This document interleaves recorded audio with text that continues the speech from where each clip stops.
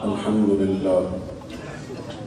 لله الذي ذي العزة والعلا والصلاة والسلام على سيد الأنبياء شمس الضحى بدر الدجى نور الهدى منبع الجود والعطاء أما بعد فأعوذ بالله من الشيطان الرجيم بسم الله الرحمن الرحيم محمد رسول الله والذين معه أشداء على الكفار رحماء بينهم صدق الله العظيم وصدق رسوله النبي الكريم إن الله وملائكته يصلون على النبي يا أيها الذين آمنوا صلوا عليه وسلموا تسليما اللهم صل على سيدنا ومولانا محمد معدن الجود والكرم وآله وبارك وسلم الصلاة والسلام عليك يا سيدي يا رسول الله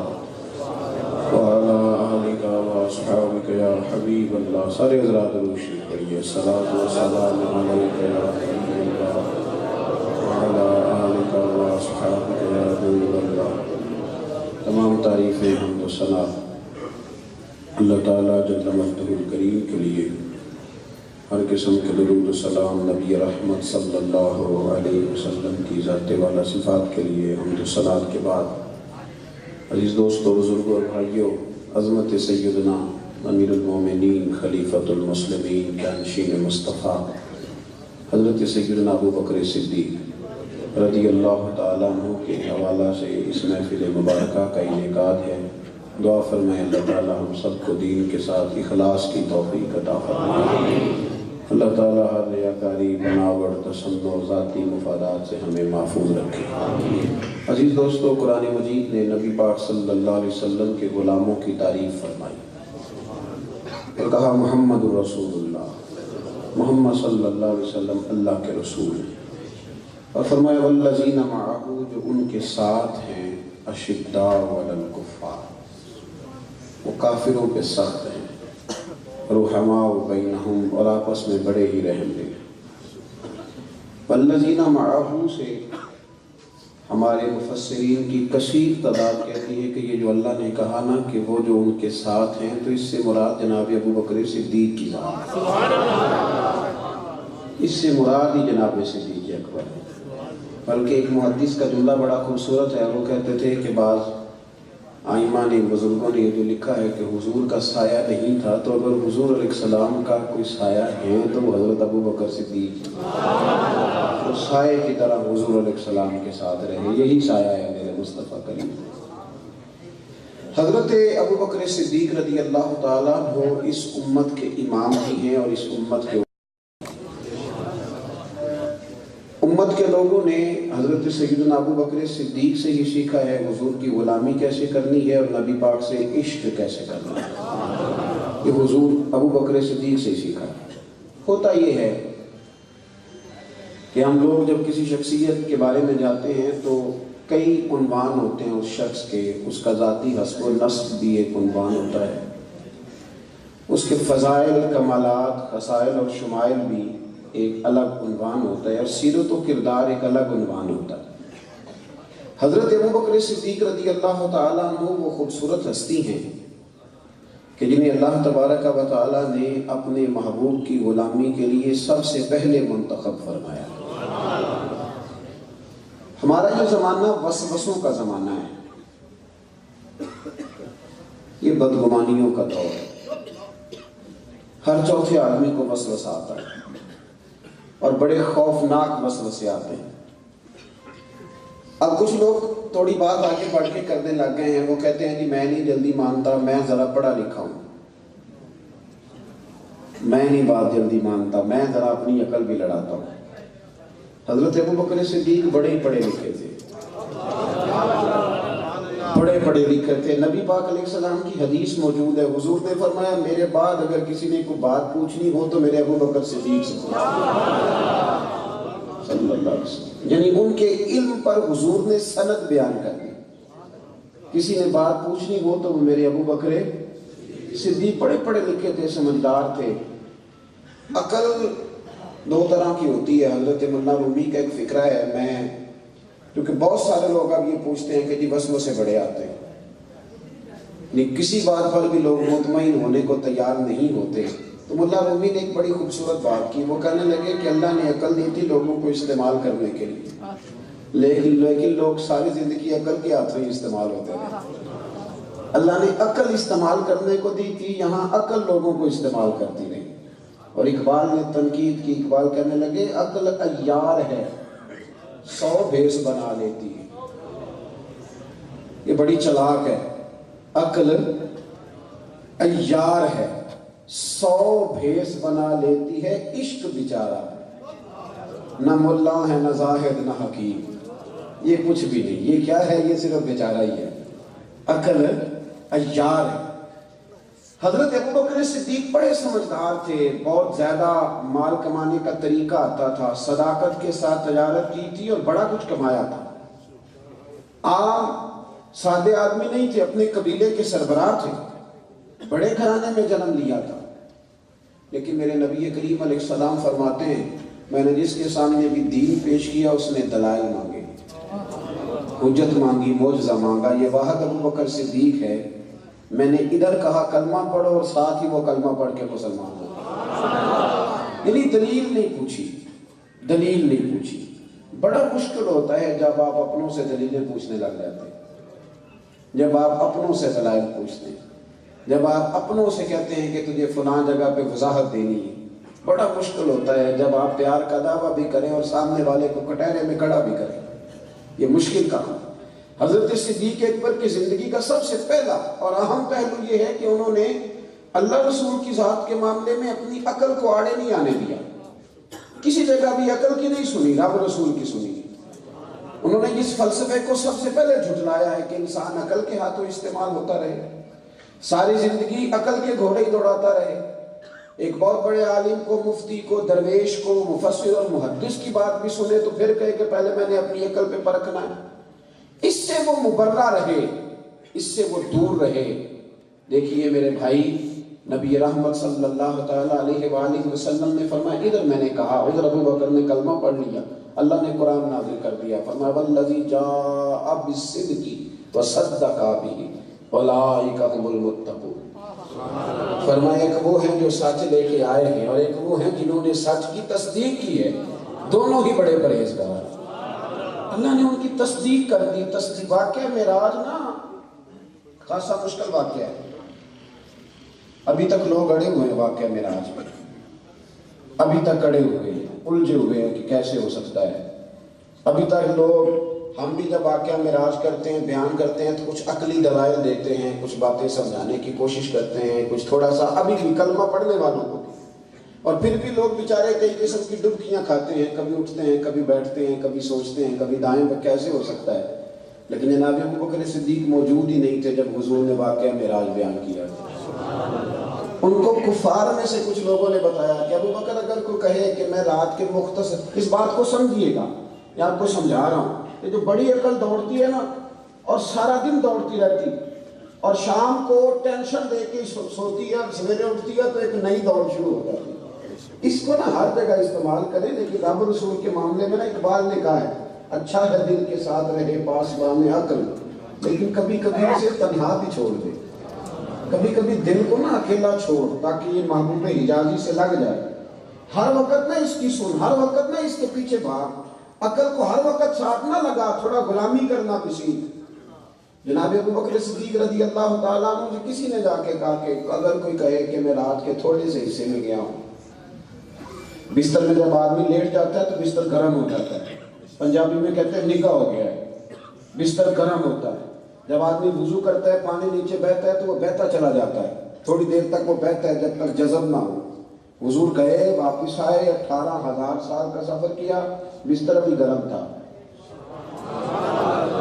وضو میں پانی بہایا تھا تو وہ ابھی چل رہا تھا اور یہ بڑا مشکل تھا. عقل تو بیچاری یہاں لڑکھڑا کے گرتی ہے، بلکہ کئی جگہ پہ چوٹیں بھی لگ جاتی ہیں. عقل وہ تو نہیں تسلیم کرتی. کسی نے کہا کہ اگر کچھ شخص یوں کہے تو مان لیتے ہو؟ تو حضرت صدیق اکبر فرمانے لگے ماننے والی بات ہی کوئی نہیں تو مانوں گا کیسے. اس نے فوراً ہنس کے کہا لو پھر مسئلہ حل ہو گیا. جن کو آپ رسول مانتے ہیں انہوں نے کہا ہے، جن کو آپ نبی مانتے ہیں انہوں نے کہا ہے۔ تو جناب صدیق اکبر نے یہ بھی نہیں کہا کہ پہلے پوچھتا ہوں جا کے حضور سے، پہلے بھائی ذرا سمجھنا میری بات کو، جہاں رکنا اس کو کبھی جوش خطابت نہ سمجھنا، روک کے ذرا سوچنا۔ میں کہتا ہوں ہم نے تو اپنوں کو کٹہروں میں کھڑا کیا ہوا ہے، اپنوں کو کٹہروں میں کھڑا کیا ہوا ہے وضاحتیں لینے کے لیے۔ جناب صدیق اکبر نے یہ نہیں کہا جاتا ہوں پوچھ کے آتا ہوں پتہ نہیں بات کیا ہوگی، تم کیا بیان کر رہے ہو، کہا نبی کریم نے کہا ہے۔ حضرت صدیق اکبر فرمانے لگے اگر مصطفیٰ کریم نے کہا ہے میں تو حق اور سچ ہی کہا ہے، پھر بالکل ٹھیک ہے اگر میرے نبی پاک نے کہا ہے، پھر کوئی تبصرے کی گنجائش بلکہ بخاری شریف سنیے۔ حضرت سیدنا عمر فاروق رضی اللہ تعالیٰ عنہ فرماتے ہیں کہ جب حدیبیہ کی صلح لکھی گئی نا تو شرائط کچھ اس طرح تھی کہ لگ رہا تھا کہ ہم دب کے صلح کر رہے ہیں۔ وہ حکمت والی شرطیں تھی نا، عام لوگوں کو سمجھ نہیں آ رہی تھی، لیکن بعد میں سب سے زیادہ فائدہ انہی شرطوں کا ہوا۔ نبی پاک علیہ السلام نے یہ شرط طے کر لی تھی کہ کوئی کافروں میں سے مکے میں سے کوئی شخص اگر کافروں کا ستایا ہوا مدینے جائے گا تو مدینے والے واپس کر دیں گے، اور اگر مدینے سے کوئی مکے جائے گا تو مکے والے واپس نہیں کریں گے۔ شرط لکھی گئی تھی، اب بات خاصی مشکل تھی لیکن سب سے زیادہ فائدہ اسی شرط نے دیا۔ میری باتوں کی سمجھ تو آ رہی ہے آپ حضرات؟ مدینے میں اگر کوئی مسلمان مکے کا ستایا ہوا مکے والوں کی مار کھاتا مدینے آئے گا تو مدینے والے پناہ نہیں دیں گے۔ کتنا مشکل کام ہے، یعنی آپ کے رشتہ دار اگر آپ کو پناہ نہ دیں، چلیں کھول کے بات کرتا ہوں، پیر صاحب اگر پناہ نہ دیں، پیری مریدی قائم رہتی ہے؟ کہا ہم نہیں رکھیں گے، حضور نے شرط طے کر دی۔ اور اگر کوئی مسلمان مکے چلا گیا مدینے سے تو مکے والے واپس نہیں کریں گے۔ اب یہ بھی شرط سخت ہے۔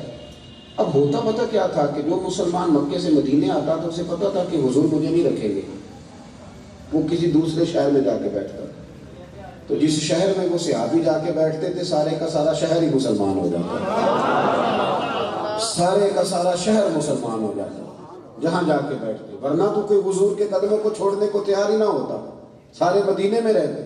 لیکن اس شرط کی برکت سے، اس شرط کے توسل سے دین کئی شہروں میں پھیل گیا۔ میری آواز آ رہی ہے پیچھے تک سب حضرات کو؟ چلیں الحمدللہ سنیں نہیں۔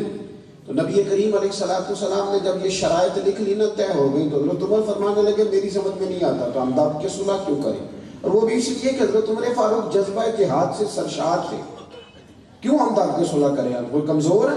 یہ بھی ان کا جذبہ جہاد تھا۔ فرماتے ہیں میں حضور علیہ السلام کے خیمے میں حاضر ہو گیا، میں نے عرض کی یا رسول اللہ صلی اللہ علیہ وسلم آپ سچے رسول ہیں؟ حضور نے فرمایا سچا ہوں۔ قرآن سچا ہے؟ سچا ہے۔ تو کہا یا رسول اللہ صلی اللہ علیہ وسلم پھر ہم دب کے صلح کیوں کریں؟ تو نبی کریم علیہ السلام نے فرمایا عمر میں اللہ کا رسول ہوں، میں مرضی سے نہیں بولتا، وہی کہتا ہوں جو میرا رب مجھے حکم ارشاد فرماتا ہے۔ پھر نبی پاک نے کہا تھا کہ چلو عمرہ کریں گے، 1500 لوگ حضور کے ساتھ احرام باندھ کے آئے تھے، 1500 لوگ۔ اب یہاں حدیبیہ کے مقام پہ کفار نے کہا نہیں کرنے دیں گے، اگلے سال آئیے۔ حضور نے فرمایا احرام کھول دو، مجھے بتاؤ نا ایئرپورٹ پہ بندہ پہنچ جائے اور پتہ چلے کہ جناب فلائٹ لیٹ ہے کل جائے گی، حالانکہ کراہت ہی ہے نا، لوگ تو 6 مہینے میں مدینے پہنچا کرتے تھے، تو احرام باندھنے والے بھی ڈنڈے اٹھا لیتے جن کو بالکل ہی منع ہے جھگڑا کرنا، احرام باندھے ہوئے لوگ ڈنڈے۔ بھائی بڑا مشکل کام ہے، آپ گھر سے مل کے گئے، گلے میں ہاتھ ڈلوا کے گئے اور وہاں جا کے پتہ چلا کہ ویزا ہی نہیں لگا، تکلیف ہوتی ہے کہ نہیں؟ بولیے، مشکل کام ہے نا۔ 1500 صحابہ کو حضور نے کہا احرام باندھو، لیکن حدیبیہ کے مقام پہ جا کے کہا کھول دو بھائی، پھر آئیں گے، اس وقت معاملہ اور ہو گیا ہے۔ امام زرقانی نے لکھا ہے صحابہ پریشان تھے، اٹھنے میں ذرا دیر کی، جس نے سب سے پہلے اٹھ کے احرام کھولا وہ ابو بکر صدیق، سب سے پہلے احرام۔ ایک صحابی نے کہا آپ کو بڑی جلدی ہے، فرمانے لگے جلدی والی کیا بات ہے، حضور کے کہنے پر باندھا تھا، نبی پاک کے کہنے پر کھول دیا ہے۔ ہم نے نہ کبھی قطرے پہ غور کیا اور نہ دریا دیکھا، بس جہاں تیری جھلک دیکھی وہیں ڈوب گئے۔ حضور نے کہا باندھ لو تو باندھ لیا، حضور نے کہا کھول دو تو، اس بات کو سمجھے۔ حضرت عمر کہتے ہیں میں نے عرض کی حضور دب کے صلح کیوں کریں، تو فرمایا میں اللہ کا رسول ہوں، وہی کہتا ہوں جس کا میرا رب مجھے حکم دیتا ہے، میرا رب جس کا مجھے حکم دیتا ہے۔ تو حضرت عمر کہنے لگے یا رسول اللہ آپ نے فرمایا نہیں تھا کہ عمرہ کریں گے؟ تو اب آپ کہہ رہے ہیں واپس چلیں، سوال ہے نا۔ تو نبی کریم مسکرائے، حضور نے فرمایا میں نے کہا تھا عمرہ کریں گے، یہ تو نہیں کہا تھا اسی سال ہی کریں گے۔ کریں گے تو کریں گے انشاءاللہ، کعبہ ہمارے ہاتھ آئے گا، بیت اللہ ہمارا ہوگا، جب جب دل کرے گا عمرہ کریں گے۔ حضرت عمر کہتے ہیں میں واپس تو آ گیا، یہ حضور کا خیمہ تھا اور 1 منٹ کا پورا فاصلہ نہیں تھا جناب صدیق اکبر کا خیمہ تھا۔ کہتے ہیں وہاں سے میں نکلتے ہی سیدھا حضرت صدیق اکبر کے خیمے میں نے جاتے کہ ابو بکر صدیق حضور سچے رسول ہیں؟ کہ سچے ہیں، قرآن سچا ہے، سچا اسلام سچا ہے، سچا ہے، پھر ہم دب کے صلح کیوں کریں؟ تو حضرت عمر فرماتے ہیں مجھے اللہ کی عزت کی قسم ابو بکر صدیق کے جملوں اور حرفوں میں بھی فرق نہیں تھا، بعین ہی وہی لفظ تھے جو حضور نے ادا کیے۔ جناب صدیق اکبر فرمانے لگے عمر تجھے تیری مار ہوئے، وہ اللہ کے رسول ہیں، وہ مرضی سے نہیں بولتے، وہی کہتے ہیں جو رب حکم ارشاد فرماتا ہے۔ میں نے فوراً عرض کی، میں نے کہا ابو بکر حضور نے کہا نہیں تھا کہ عمرہ کریں گے؟ کہتے ہیں صدیق اکبر مسکرا پڑے، ابھی میں حضور سے ہو کے آیا ہوں ابھی، اور وہی جملے کہا نہیں تھا عمرہ کریں گے۔ تو جناب ابو بکر صدیق فرمانے لگے حضور نے کہا تھا عمرہ کریں گے، یہ تو نہیں کہا تھا کہ اسی سال ہی کریں گے۔ یہ کہا تھا حضور نے کہ اسی سال کریں گے، کریں گے تو کریں گے۔ حضرت عمر کہتے ہیں میں واپس آ گیا، جب میرا غصہ اترا نا پھر میرے اندر سے آواز آئی کہ عمر جتنا پختہ ایمان اللہ نے ابو بکر صدیق کو عطا فرمایا ہے، جتنا شاندار اللہ نے انہیں ایمان، چھوٹی چھوٹی باتوں پہ مسلمان، ذرا ذرا سی باتوں پہ۔ ایک بات آپ حضرات سے کر لوں، کافی سارے لوگ آئے، ناراض تو نہیں ہو جائیں گے آپ لوگ؟ نہیں آپ نے ہو جانا ہے، تھوڑے بولے ہیں آپ لوگ، لگتا ہے کام خراب ہو جائے۔ کر لوں بات؟ ہالینڈ نے نا معاذ اللہ حضور کی بے ادبی پہ خاکے شائع کیے تھے، پھر اس پہ احتجاج ہوا، ہونا بھی چاہیے تھا، بلکہ کم ہوا، زیادہ ہونا چاہیے تھا، ہوا نا جی۔ یہ 2 لوگ تھے خاکوں والے، ایک تو چھاپنے والا تھا، ایک مواد فراہم کرنے والا تھا۔ وہ جو مواد فراہم کرنے والا تھا وہ زیادہ بے ایمان تھا پہلے، اس نے تو 2 کتابیں بھی اسلام کے مخالف لکھی، معاذ اللہ حضور علیہ السلام پہ اعتراضات کیے۔ پھر اب 2 ہفتے ہوئے ہیں وہ شخص کلمہ پڑھ کے مسلمان ہو گیا۔ آپ نے پڑھی ہے وہ خبر؟ جس نے پڑھی ہاتھ کھڑا کرے۔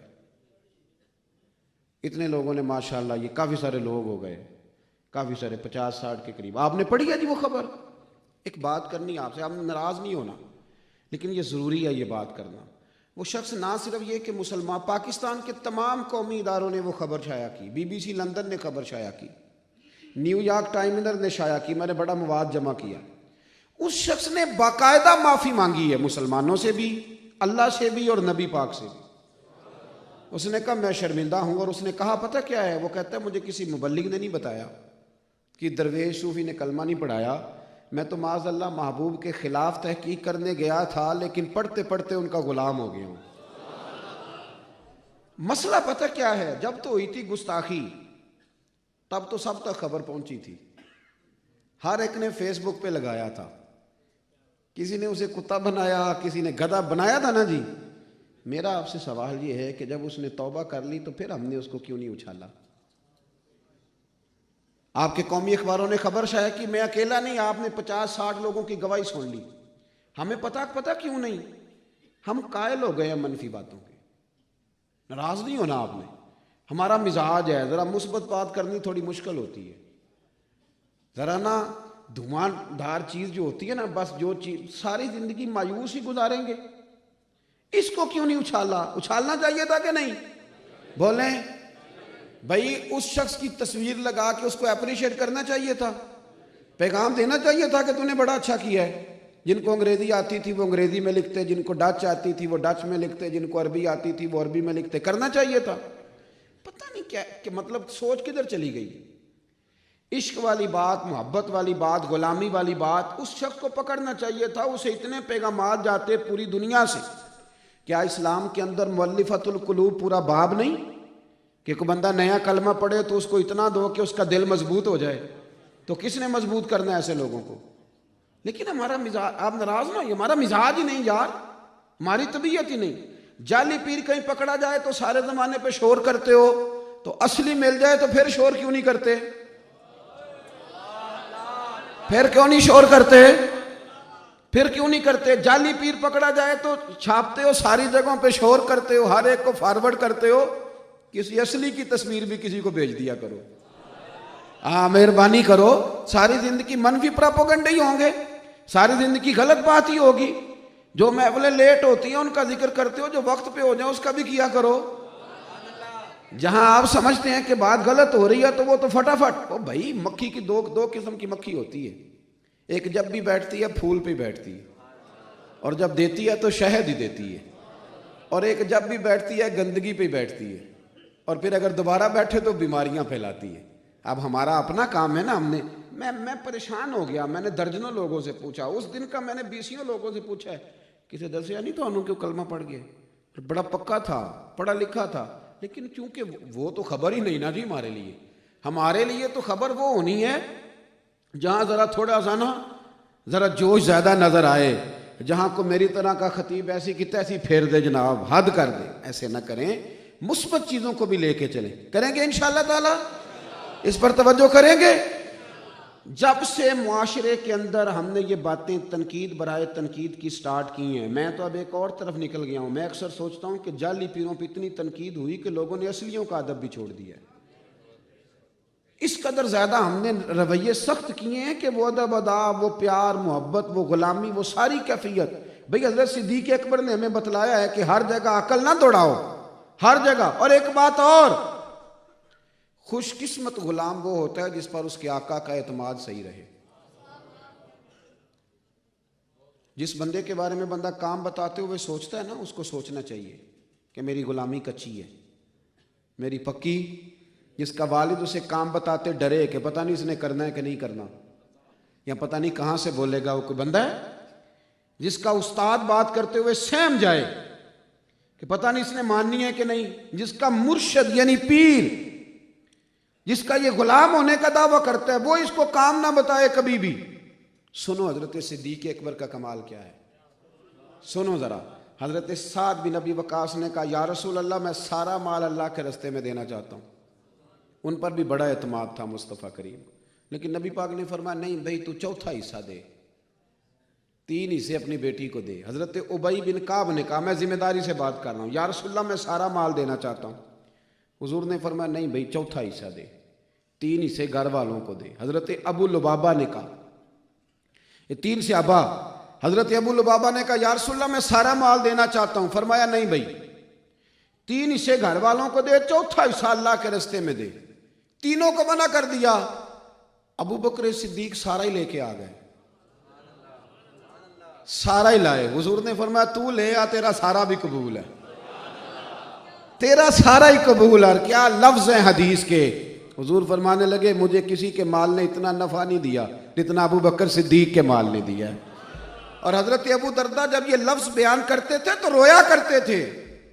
حضور فرمایا کرتے تھے جب ابو بکر صدیق کا مال میرے سامنے آیا نا، او یارو کاش آپ کو سمجھ آئے، میں اور آپ عشق کا دعویٰ کرنے والے ہیں، کاش ہمیں سمجھ آئے، کاش ہمیں سمجھ آئے۔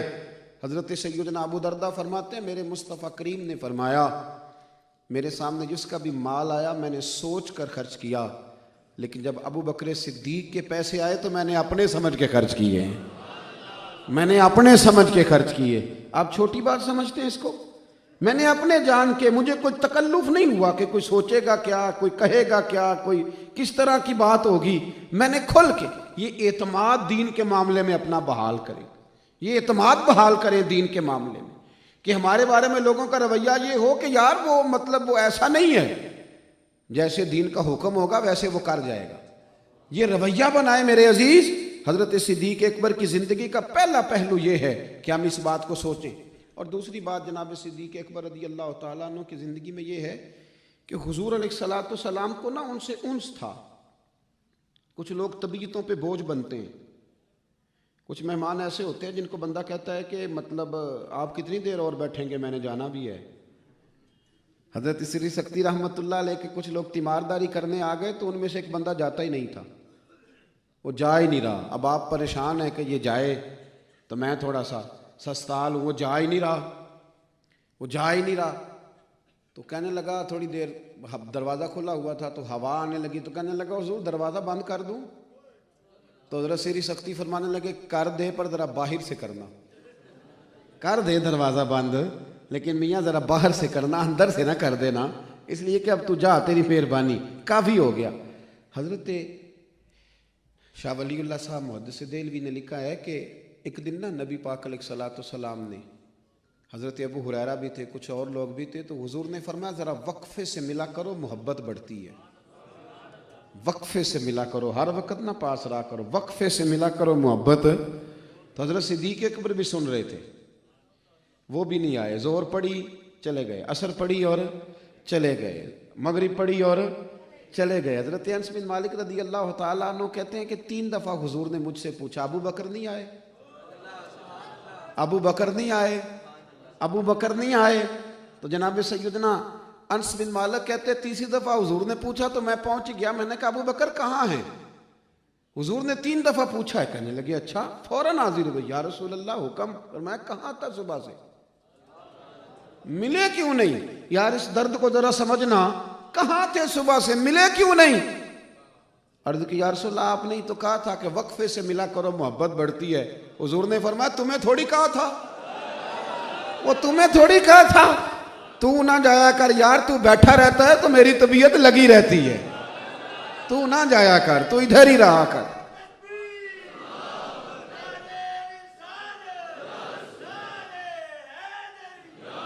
جب سنیں جی، اللہ آپ کو جو ٹھیک ہو گیا،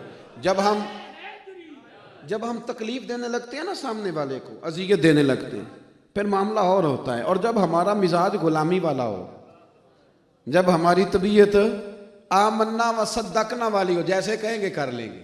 حضرت صدیق اکبر نے امت کو یہ ماحول دیا ہے کہ بوجھ نہ بنو، طبیعتوں پر بوجھ، غلامی کرو۔ آپ یقین کریں کچھ بچے ایسے ہوتے ہیں کہ اماں کہتی ہے اگر وہ آ جائے تو مجھے دوائی کی ضرورت ہی نہیں، ہاں وہ والا بیٹا بنو کہ جو آ کے بیٹھے نا، مثل تعویذ ہوتے ہیں کچھ لوگ، مثل تعویذ ہوتے ہیں کچھ لوگ، جب بھی ملتے ہیں شفا ہوتی ہے، ہوتے ہیں کچھ لوگ تعویذ کی طرح، وہ والا ماحول بنائیں، بوجھ نہ بنے۔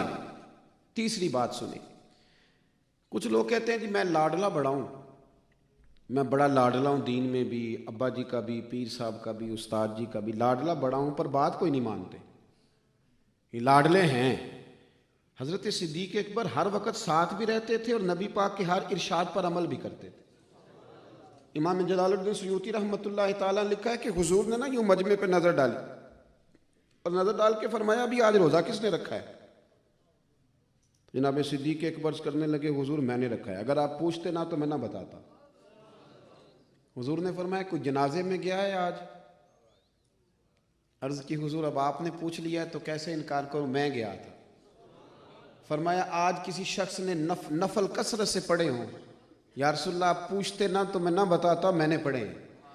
ادھر دیکھو یہاں بھی ڈیوٹی پوری ہے، محبوب کی غلامی کی ڈیوٹی بھی پوری ہے، نوافل کی ڈیوٹی بھی۔ فرمایا آج جس شخص نے کثرت سے تلاوت کی ہو، حضور اگر آپ پوچھتے نا تو میں نہ بتاتا، میرے حصے میں یہ خدمت آئی ہے۔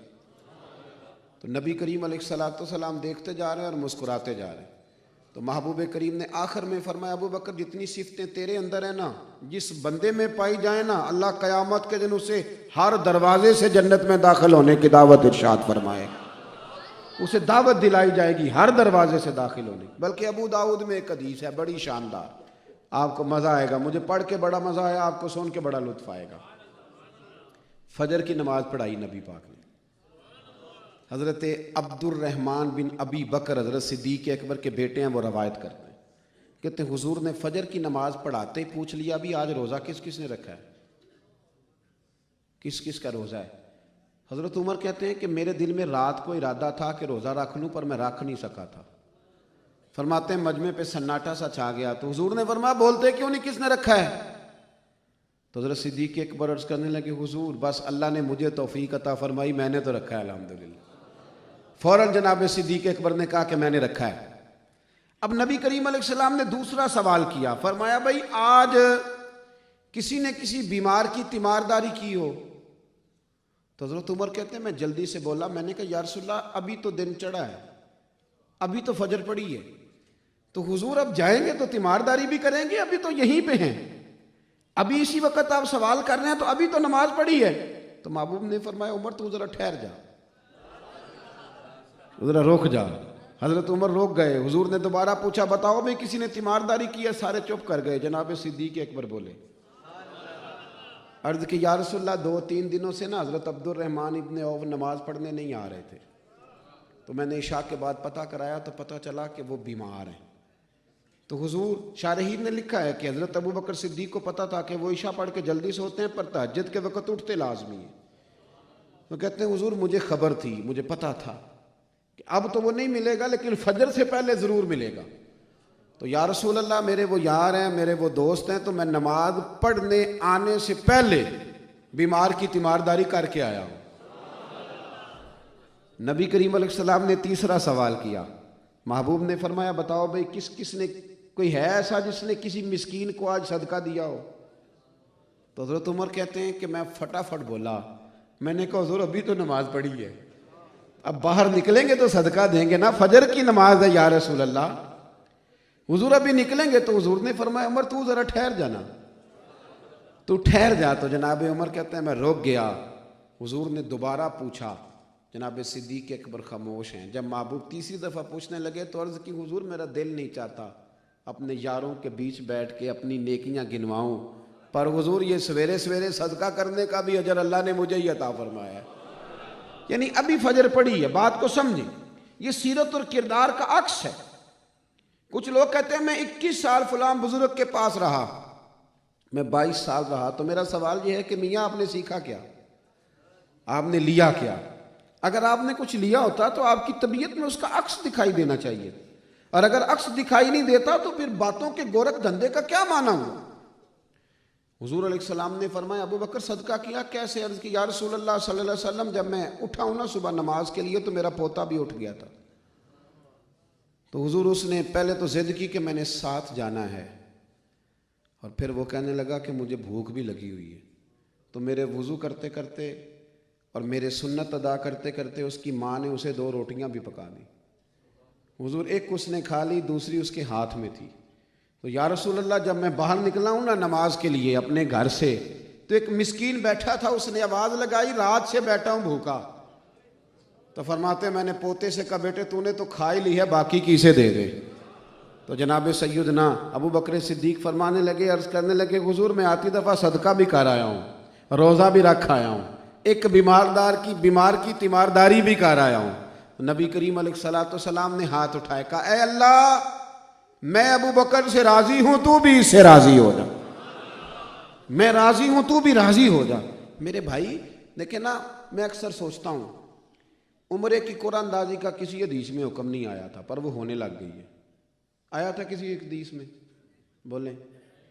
حدیث میں یہ حکم آیا کہ اگر تمہیں پتہ چل جائے نا کہ پہلی صف کا ثواب کتنا تو تم قرآن اندازی کیا کرو۔ وہ کب ہوگی؟ جس کا حکم آیا ہے، جس کی فضیلت آئی ہے، وہ کب ہونی ہے؟ بھئی عمرے کی قرآن اندازی کا کہیں ذکر ہے؟ میں منع نہیں کر رہا، حرام ناجائز نہیں کہہ رہا، لیکن پوچھ رہا ہوں سمجھانے کے لیے، عمرے کی قرآن اندازی کا کہیں ذکر نہیں آیا، وہ تو ہوتی ہے، موٹر سائیکل کی قرآن اندازی بھی ہوتی ہے، کار کی بھی ہوتی ہے، گاڑی کی بھی۔ تو پہلی صف میں نماز پڑھنے کا اتنا ثواب ہے، تمہیں پتہ چل جائے تو قرآن اندازی کرو، تو وہ کب ہوگی؟ حضرت عمر کے زمانے میں ہوا کرتی تھی، مولا علی کے زمانے میں ہوتی تھی، جناب عمر بن عبدالعزیز کے زمانے میں ہوتی تھی، ہم کب کریں گے؟ حضور نے فرمایا تمہیں پتہ چلے اذان پڑھنے کا کتنا ثواب ہے، تم قرآن اندازی کرو۔ کب کریں گے؟ کس وقت ہوگی؟ کب کر کے یہ پروگرام بنے گا؟ میرے بھائی حضرت ابو بکر صدیق نے ہمیں بتایا ہے کہ میں نے غلامی رسول کی ہے تو کھل کے کی ہے، اور نبی پاک کے ارشادات پہ عمل کیا تو پھر بھی میں نے کھل کے کیا ہے۔ یہ نہیں ہے کہ میں غلام اچھا ہو گیا ہوں، تعریف ہو گئی ہے تو اب عمل نہیں کرنا۔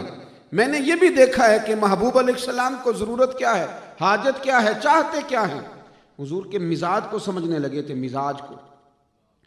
نبی پاک کی ذات کے ساتھ وفا کی تو وہ بھی کھل کے کی، ذات کے ساتھ۔ ہمارا پتہ کیا معاملہ ہے، کچھ لوگ ایسے ہیں جو بالکل عشق و محبت کا دعویٰ کرتے ہیں تو وہ دائروں سے نکل کے کرتے ہیں، اور کچھ تھوڑے نماز روزے کے ضروریات کے پابند ہو جاتے ہیں تو وہ خشک ہو جاتے ہیں۔ وہ محبت، وہ کیفیت، وہ درد، وہ ذوق، وہ شوق. ابھی ہمارے نعت خاں بھائی نے ایک شعر پڑھا تھا، لیکن وہ سمجھنے والوں کے لیے شعر تھا نا. مولانا حسن رضا کا کلام پڑھ رہے تھے تو اس میں ایک فقرہ تھا بڑا ہی شاندار. لٹایا راہ حق میں گھر کئی بار اس محبت سے. ذرا دیکھیے ترتیب اور مضمون اور پس منظر. لٹایا راہ حق میں گھر کئی بار اس محبت سے کہ لٹ لٹ کر حسن گھر بن گیا صدیق اکبر کا. جملے کی گن، لیکن چونکہ شعری ذوق وہ رہا نہیں جو ہوتا تھا کبھی، درد وہ رہا نہیں، تو وہ توجہ بھی اس طرح نہیں رہتی. بھائی حضرت ابوبکر صدیق نے غلامی بھی کی، تابعداری بھی کی، اور حضور کی ذات کے ساتھ جو ان کی دلچسپی ہے. حضرت عائشہ صدیقہ رضی اللہ تعالیٰ عنہ کہتے ہیں مجھے پہلے نہیں پتا تھا کہ لوگ محبت میں بھی روتے ہیں. مجھے اتنا پتا تھا کہ دکھ ہو تو روتے ہیں، تکلیف ہو تو روتے ہیں، محبت میں بھی آنسو آتے ہیں یہ نہیں پتا تھا. فرماتی ہیں جب حضور علیہ الصلاۃ والسلام نے میرے والد گرامی حضرت ابوبکر صدیق سے کہا نا کہ آپ میرے ساتھ چلیں گے ہجرت کے لیے، تو کہتے ہیں جس دن سے حضور نے فرمایا تب سے میرے والد سوئے نہیں، ساری ساری رات کھڑے رہتے تھے. فرماتی ہیں جس دن جانا تھا حضور ہمارے گھر آئے. آپ کو انتظار ہوتا ہے نا، جو لوگ پہلی دفعہ مدینے جاتے ہیں نا ان کا رنگ کچھ اور ہی ہوتا ہے، ان کے جذبات کچھ تھوڑے سے اور ہوتے. فرماتی ہے کہ جب حضور آئے نا اور محبوب کریم علیہ السلام نے فرمایا صدیق چلے، تو کہتے میں نے چھم چھم ابوبکر صدیق کے آنسو نکلتے دیکھے، چھم چھم میں نے آنسو نکلتے دیکھے.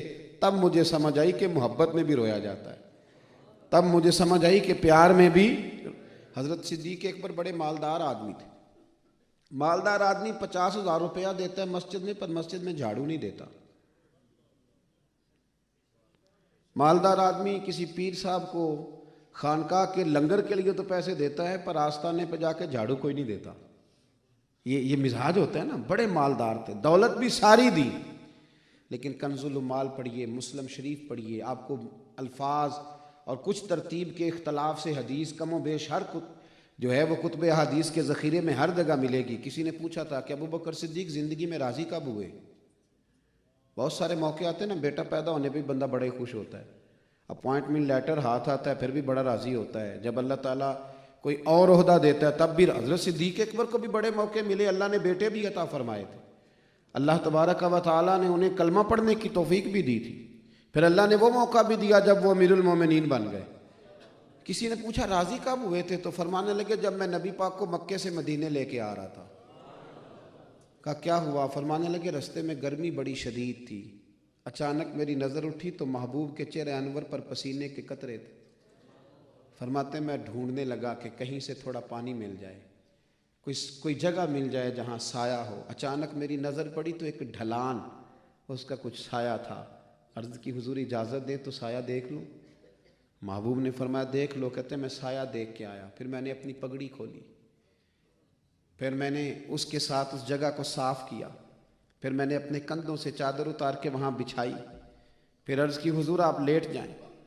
فرماتے ہیں کریم محبوب لیٹ گئے. اب میں ڈھونڈنے لگا کوئی اس گرمی میں کوئی ٹھنڈی چیز ملے تو میں اپنے مصطفیٰ کو پیش کروں. گرمی بھی ہے، سفر بھی ہے، پردیس بھی ہے. آپ فرماتے ہیں مجھے نا ایک چرواہا بکریاں چراتا نظر آیا. وہ بکریاں تھیں. میں نے کہا ایک بکری کا دودھ دے دو گے؟ کہنے لگا گھر پہ تم خریدتے تو 3 دینار کا، یہاں تو 4 کا دوں گا. میں نے کہا یار تو نے تو تھوڑے پیسے مانگے، آج تو جو مانگتا میں دینے کو تیار تھا. پھر میں نے اس سے پوچھا کنواں کہاں ہے؟ کہنے لگا وہ دور ہے. میں نے کہا سفر نہ بتا، بس بتا ہے کہاں. اس نے کہا پہاڑی کے پیچھے. جناب صدیق اکبر کہتے ہیں میں سر پٹ دوڑا. جب عشق سکھاتا ہے آداب خود آگاہی، کہتے ہیں میں سر پٹ دوڑا، کنویں پہ گیا، پانی نکالا، پیالہ دھویا، اس میں پانی بھرا، لا کے چرواہے کو دیا. میں نے کہا یار مہربانی کر اپنے ہاتھ بھی دھو لے اور بکری کے تھن بھی دھو لے. تو وہ مجھے کہنے لگا بڑے نفیس لگتے ہو. میں نے کہا یار میں نہیں نفیس، جن کے لیے لے کے جانے انہیں اللہ نے بڑا پاک پیدا فرمایا. فرماتے ہیں مجھے کہنے لگا آپ خود ہی دودھ دھو لیں. فرماتے ہیں میں نے بکری کے تھن دھوئے، پھر دودھ دھویا، پھر پیالے میں بھرا، پھر میں گیا. یہ کیا ہے بھلا؟ یہ ذات مصطفیٰ سے پیار ہے. یاد رکھنا اگر تجھے حضور کے نام پہ رونا نہیں آتا تو درود و سلام کا مزہ بھی نہیں آئے گا. اگر تیرا نعت میں دل نہیں نہ لگتا تو تیرا سجدے میں بھی نہیں لگے گا. اگر تو ذات مصطفیٰ سے پیار نہیں کرے گا تو دین مصطفیٰ تیرے اوپر طاری کیسے ہوگا؟ ہمارے خشک رویے، عقل کے دوڑتے ہوئے گھوڑے خرابی پیدا کر دی، ہماری روحوں میں وہ تازگی نہ رہی، دلوں کا وہ جذبہ نہ رہا۔ حضرت صدیق اکبر رضی اللہ تعالیٰ عنہ فرمانے لگے، دودھ میں نے پیالے میں دھویا، پھر میں چلا، دوبارہ خرامہ کنویں پہ گیا، پانی کا ڈول نکالا، اس میں دودھ رکھا، جب وہ ٹھنڈا ہو گیا نا تو پھر میں لے کے آیا۔ فرماتے ہیں تیز چل نہیں سکتا تھا کہ دودھ گر نہ جائے، آہستہ اس لیے نہیں چلتا تھا کہ دوبارہ گرم نہ ہو جائے۔ فرماتے ہیں میں حضور کی بارگاہ ناز تک پہنچا تو محبوب آرام کر رہے تھے، اب پھر میرا عشق پریشان ہو گیا کہ جگا سکتا نہیں، اور اگر حضور دیر سے اٹھیں گے تو پھر دودھ گرم ہو جائے گا، لیکن محبوب کریم نے بھی فرمایا ہے آنکھیں سوتی ہیں دل میرا جاگتا ہی رہتا ہے۔ نبی کریم علیہ السلام آرام فرماتے، جناب صدیق اکبر کہتے ہیں جب میں سرہانے بیٹھا نا تو محبوب نے آنکھیں کھول دی۔ فرماتے ہیں میں نے گھٹنوں کے بل بیٹھ کے جب دودھ کا پیالہ پیش کیا نا، کہتے ہیں حضور نے جب اسے وصول کیا اور پہلا گھونٹ پی کے جب نبی پاک مسکرائے نا تو میرے تو آنسو ہی نکل گئے، میں کھول کے رویا، کھول کے۔ کیا کہا تھا خواجہ غلام فرید نے؟ کہنے لگے تن تندور تے ہڈاں دا بالن، اسی ہاواں نال تپایا، کپ کپ مکیاں پیڑے کیتے، اتوں عشق پلیتھن لایا، تن دا سالن من دی ہانڈی، لون صبر دا پایا، غلام فریدہ دے میں ساری تیری، تینوں اجے یقین نہیں آیا؟ غلام فریدہ میں ساری تیری، میں ساری تیری، میں ساری تیری، تینوں وجہ یہ کہتے ہیں حضور نے پہلا گھونٹ پیا تو میں رویا، اور جب سارا دودھ پی کے حضور خوش ہوئے تو حضرت صدیق اکبر فرماتے میں اس دن اتنا راضی ہوا نہ پہلے کبھی ہوا تھا نہ اس کے بعد کبھی ہوا۔ ذات رسالت سے پیار، نبی پاک علیہ الصلوۃ والسلام کی غلامی، حضور کی ہر بات ماننا، جس چیز کی حضور نے فضیلت بیان کی اس کام لگ جانا۔ آپ امیر المومنین تھے، دیکھیے گا کتنی دولت ہم لوگوں نے سمیٹی ہوئی ہے، کتنی دولت، اور آپ یقین کریں اتنے پیسے 15 سال پہلے نہیں تھے لوگوں کے پاس جتنے آپ ہیں، اور اتنے لوگ روتے بھی نہیں تھے غریبی کا رونا جتنا آج روتے ہیں۔ آپ کسی شخص کو چھیڑ لیں، کیا حال ہے، کہتا بڑا پریشان ہوں، دعا کریں کوئی بزنس شروع ہو جائے، اور حال یہ ہے کہ بڑے پیسے ہیں۔ لیکن حضرت اب ایک بات یاد رکھنا، نبی پاک علیہ السلام نے فرمایا تھا کہ اس خواہش سے پناہ مانگا کرو جو خواہش اور خواہشوں کو جنم دیتی ہے۔ یہ جو نفس کے مطالبے ہوتے ہیں یہ پورے نہیں ہوتے، آپ اس کو ایک چیز دیں گے یہ دوسری مانگے گا۔ حضرت صدیق اکبر کا کیا معیار ہے، ٹھاٹ باٹ کے ساتھ زندگی گزاری تھی، سردار تھے۔ جب لوگ بادشاہ بنتے ہیں تو ان کے پھر طور طریقے نرالے نہیں ہو جاتے، جب کوئی اقتدار آتا ہے تو پھر جناب پھر آپ کو پتہ ہے کہ جب تک 10 گاڑیاں آگے 10 پیچھے نہ ہوں تو مزہ ہی نہیں آتا۔ چلیں وزیروں کی کیا بات کرنی ہے، پیروں کو بھی نہیں مزہ آتا جب تک پورا پروٹوکول نہ ہو۔ کوئی 100 بندہ اگر استقبال کرنے نہ آئے تو پیروں کی کار کا بھی رخ بدل جاتا ہے کہ آپ کو پتہ ہی نہیں استقبال کیسے کرنا ہے۔ حضرت صدیق اکبر جب خلیفہ بنے تو ایک دن مانگا، کہا مجھے نا پانی کی ضرورت ہے، پانی دو۔ تو صحابہ میں سے ایک شخص نے نا دودھ دیا شہد ڈال کے۔ جب حضرت صدیق اکبر کے قریب آیا نا، مطلب یہ کوئی رونے والی بات نہیں، یہ کوئی درد والی بات نہیں، لیکن جن کے اندر درد ہوتا ہے نا ان کا باہر بھی نکلتا ہی رہتا ہے۔ وہ بات کوئی اپنی کر رہا ہوتا ہے تو یہ اپنی لے کے بیٹھ جاتے۔ دودھ دیا شہد ڈال کے، اور جب پیالہ جناب صدیق اکبر کے قریب آیا فرمایا یہ کیا حضور تھوڑا سا دودھ ہے شہد ڈالا ہے؟ تو حضرت صدیق اکبر تو اس درد سے روئے کہ ان کی داڑھی آنسوؤں سے بھر گئی۔ لوگوں نے کہا حضور بات کیا ہوئی، بات کیا ہوئی؟ فرمانے لگے نبی کریم علیہ الصلوۃ والسلام ایک دن بیٹھے تھے، میں حضور کی خدمت میں تھا تو حضور نے فرمایا ہٹ جا ہٹ جا ہٹ جا۔ میں نے کہا یا رسول اللہ کس کو کہہ رہے ہیں؟ فرمایا دنیا میرے قریب آ رہی تھی، دنیا کے ذائقے میرے قریب آ رہے تھے، میں نے ہٹا دیے ہیں۔ جناب صدیق اکبر کہنے لگے میرے محبوب نے ہٹا دیے تھے، تم مجھے ذائقوں پہ لگاتے ہو؟ حضور نے ہٹا دیے تھے تم ذائقوں پہ لگاتے ہو؟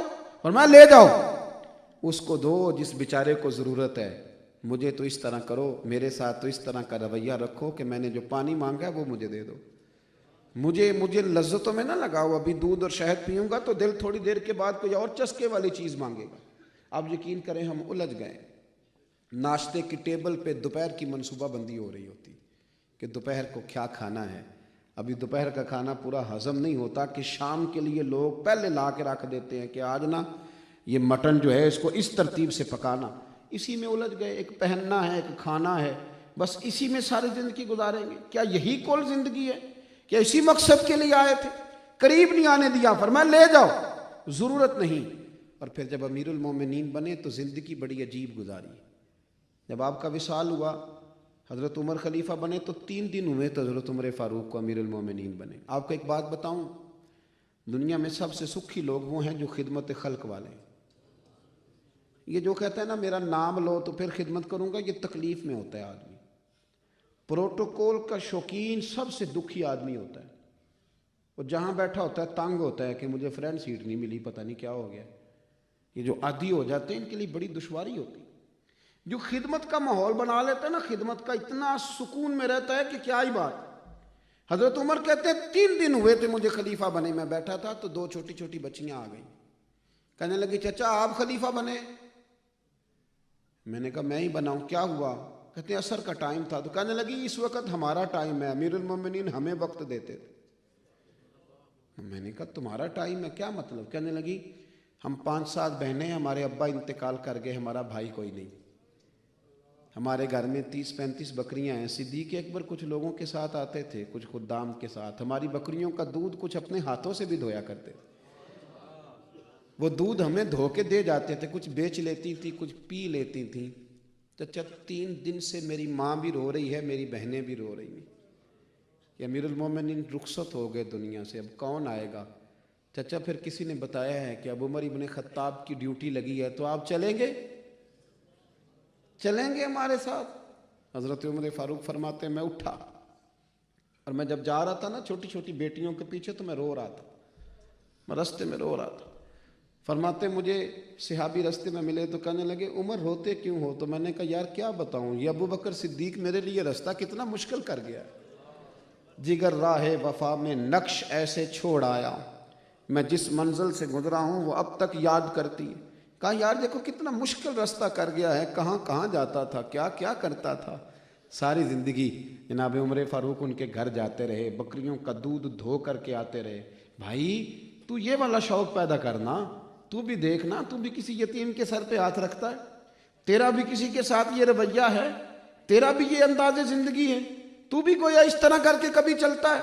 حضرت عمر ابن خطاب رضی اللہ تعالیٰ عنہ کہتے ہیں میں نے ان کے زمانہ خلافت میں غریبوں کی لسٹ بنانی شروع کی، لسٹ بناتا ہوں مدینے میں کتنے غریب لوگ ہیں، کہتے ہیں کچھ جہاد سے فرصت تھی ان دنوں، کچھ فراغت تھی، تو میں نے ایک لسٹ بنائی مدینے کے غریبوں کی۔ اس لسٹ میں نا ایک بوڑھی اماں کا نام بھی آیا جو دونوں آنکھوں سے نابینا تھی، جس کے گھر میں کوئی کام کرنے والا نہیں تھا۔ ہم نے بھی کبھی لسٹ بنائی ہے؟ ہمارے ہاں لسٹ بنتی ہے جب الیکشن آتا ہے، پھر بڑی کھول کے لسٹیں بنتی ہیں، پھر کئی فارغ لوگ بیچارے اس کام لگ جاتے ہیں۔ کہتے ہیں لسٹ بنائی، بوڑھی اماں کا نام آیا تو جناب سیدنا عمر فاروق رضی اللہ تعالیٰ عنہ کہتے ہیں میں اس بوڑھی کے گھر چلا گیا، دروازے پہ دستک دی، اس نے کہا کون ہے دروازے پہ؟ یہ اور انداز میں بھی ملتی ہے روایت، لیکن میں طبقات ابن سعد سے عرض کر رہا ہوں۔ کہا کون ہے دروازے پہ؟ تو میں نے کہا میں خطاب کا بیٹا عمر ہوں، سنا ہے آپ کے گھر میں کام کرنے والا کوئی نہیں، تو اماں جی میں روز آیا کروں گا، جھاڑو دے دیا کروں گا، برتن دھو دیا کروں گا، برتن اور جھاڑو اپنے گھر میں نہیں ہم دیتے۔ یہ شوق دیکھو صحابہ کے، انداز دیکھو، برتن دھویا کروں گا، جھاڑو دو، اماں جی تازہ پانی کنویں سے بھر کے لا دیا کرو۔ اماں کہنے لگی بیٹا 3 سال ہو گئے ایک شخص آتا ہے سارے کام کر جاتا ہے، وہی ٹھیک ہے۔ تو حضرت سیدنا عمر کہنے لگے اماں وہ بھی کام کرتا ہے میں نے بھی کام کرنا ہے، فرق کیا ہے؟ تو اماں کہنے لگی بیٹے فرق تو بہت زیادہ ہے نا۔ کہا وہ کیا؟ تو اماں کہنے لگی تو نے پہلے دن ہی آ کے کہہ دیا ہے میں خطاب کا بیٹا عمر ہوں، اس سے میں جب بھی پوچھتی ہوں تیرا نام کیا ہے تو وہ کہتا ہے اماں میں کام ٹھیک کرتا ہوں نا۔ تیرے قبیلے کا کیا نام ہے؟ تو اماں میری شکایت ہو تو بتاؤ۔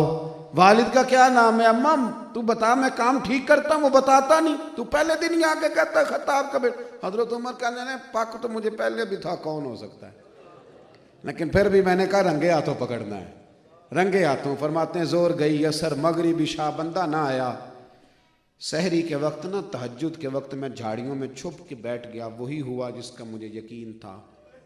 امیر المومنین جناب ابو بکر صدیق کا دروازہ کھلا۔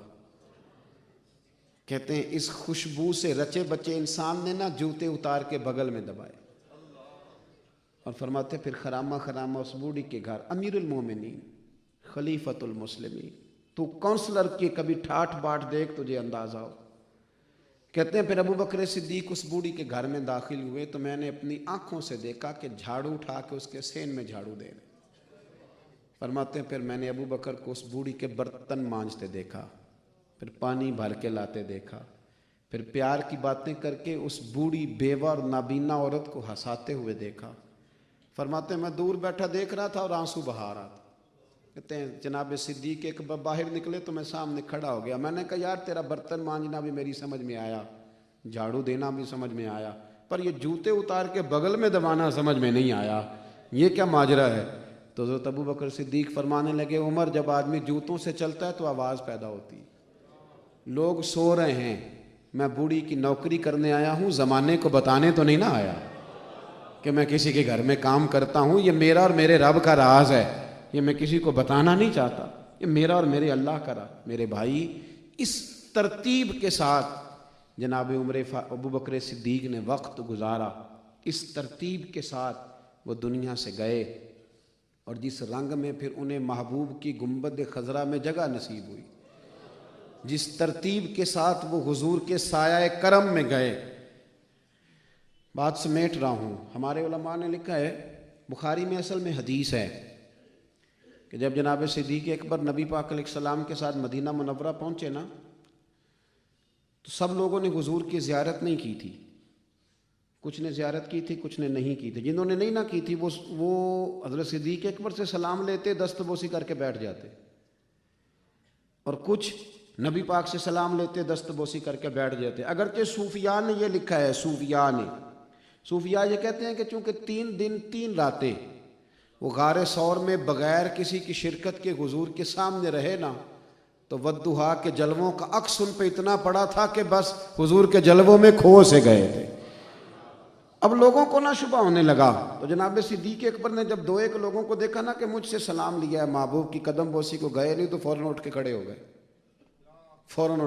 گئے، اور آپ نے اپنے کندھوں سے چادر اتار کے نا تو حضور پہ سایہ کر دیا، تاکہ لوگوں کو پتہ چلے جو سایہ کر رہا ہے وہ غلام ہے اور جن پر سایہ کیا جا رہا ہے وہ آقا ہیں۔ محدثین نے بڑا کمال فکرہ لکھا ہے، کہتے ہیں اس دن مدینے میں پہلی دفعہ آنے پر جناب صدیق اکبر نے حضور پر سایہ کیا تھا کچھ دیر کے لیے۔